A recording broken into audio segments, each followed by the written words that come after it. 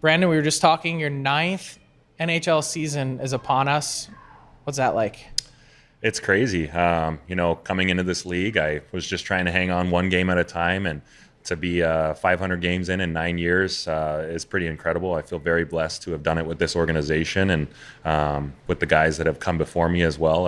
I've had some really good influences around me to help me along the way. So I can't believe it's year 9, but also very good. One of the big things I wanted to drill down on in our conversation today was what is behind the consistency with this organization. Yeah. You guys are shooting for your 7th 100-point season in the last 8. The only one that didn't was because it was a shortened season. What can you put your finger on, having now been here? You've seen coaches come through. You've seen 3 different captains. What drives that success and consistency? I think there's kind of 2 things. I think the culture that's kind of been established here with the 2011 team especially, who went the whole way. Being able to learn from those guys was very impactful for a lot of us, and we've just tried to keep the traditions that they kind of started. From there, outside of that, I think just the belief in our room. There's been years even that we've been kind of counted out. People have kind of pinpointed us to miss the playoffs or whatnot, but our belief has never wavered in this room, and I think you can see it in practice on the ice. The competitiveness and all the things that we kind of bring to our work each day is kind of what keeps us consistent, but those 2 things would definitely be at the top of my list. So culture is such a big buzzword, right? And it's tough to sometimes break that down, define it, pinpoint what that means. For sure. When you talk about some of the traditions that 2011 team and some guys that had a chance to rub off on you, like, what would that mean to an outsider? Yeah, I mean, I think you first and foremost see, like, everybody sees the stuff that's on the ice. That's kind of where most of the money's made and the work is. But the practices are very intense and whatnot. But for us, I think the compassion that's been within our room with the guys like Bergie, Z, just the way that they look out for younger guys, kind of check in occasionally just to make sure everybody's kind of feeling the right mindset, and as well as just being totally welcome to this group. When I came in, I didn't feel like a rookie. I felt like a young guy for sure, but not like a rookie. So those kind of attributes that the guys before us have had, and kind of taking care of the locker room in that way, especially from the player side of things, has been really cool to see and something that I want to carry on. Yeah, so when you are a new guy that comes in, and we were just talking at some point you had to break in and be that rookie, is that different? Like, I know you don't have experience playing on another NHL team, but is that not how everyone works in terms of assimilating everyone? Because that's the one thing that I keep hearing is whether you're 19 or 39, you have the same voice that anyone else would. Definitely. And I think that is just, speaking to the guys who kind of established the culture that we talked about.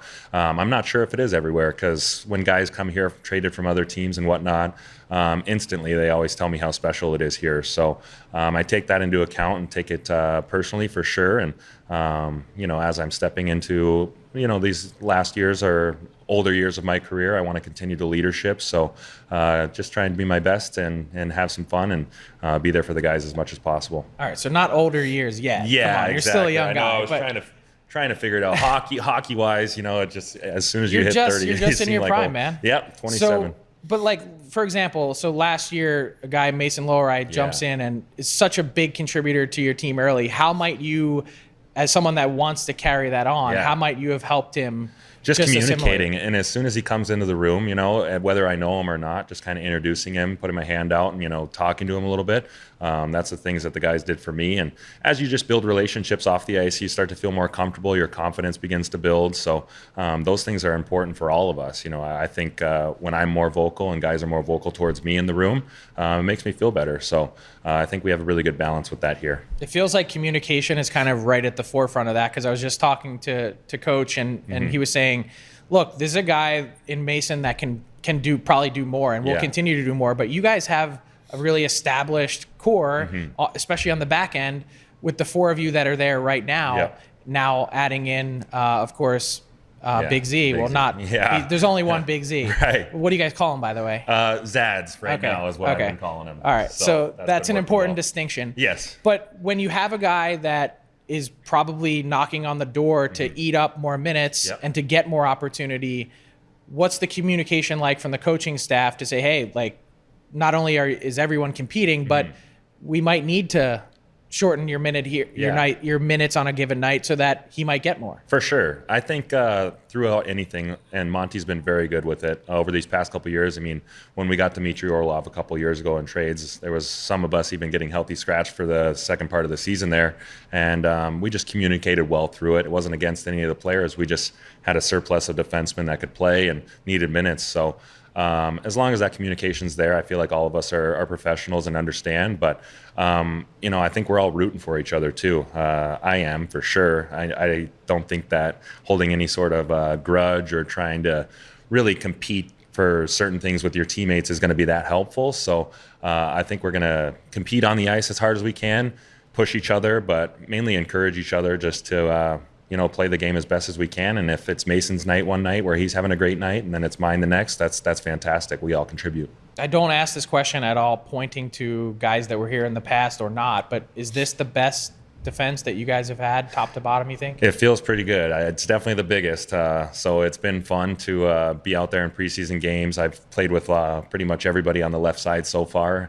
I like how we'll be interchangeable like that and can kind of play with anybody. But I really like the makeup of our D-core, and I feel like as our D-core goes, our group will go. So if we're on each night, we can kind of carry the workload, and I think we'll hopefully be able to accomplish that task this year. What is it about your game specifically that it's pretty seamless for you to transition from partner to partner? Like if you go back to the beginning of your career, you've played with a lot of guys. For sure. What enables you to do that? I feel like that's kind of just the role that I've always kind of played. I'm more so of a facilitator almost. I like to be the defensive guy on pairings as well, with guys that I've played with, Torrey Krug, smaller guys, Matt Grzelcyk, the puck-moving defenseman. I feel like I understand my role when I'm on the ice with a guy like that. And then if I'm on the ice with Zads or something like that, maybe I can get up into the rush a little bit more, start to challenge a little bit more of my offensive side of things. But I feel like, just kind of taking care of my responsibilities on the ice, but recognizing who I'm out with as well. How do you feel like your game has grown?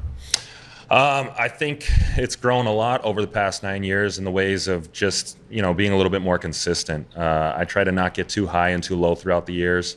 In my first couple years, you got to kind of learn how to manage that mental grind. You come into the NHL and it's your dream job, obviously, but you don't anticipate the struggles and the hard parts of it, which you're going to have each year. It's not going to go perfect, but for me, just trying to stay even keel and consistent and just bring what I can each night to this group and not make too many mistakes along the way. So let's wrap up with expectations. Some teams get to the start of the year and they don't know how to handle them. Mm-hmm. I feel like when you come to Boston, you know what the expectation is. Yeah, for sure. So is it just baked in here? Is it just part of it? I think so. I think obviously the playoffs are always a very big expectation from the beginning, but we're always reaching for the cup. But I think over these past couple of years, we've learned internally that each day counts. So we just need to go about our business one day at a time and not focus too much on the big picture. And I think that's going to be our best recipe for success. Big picture, big defense, lots of big things happening in Boston. Absolutely. Brandon, thanks so much for your time. Thank you, Frank. Appreciate it.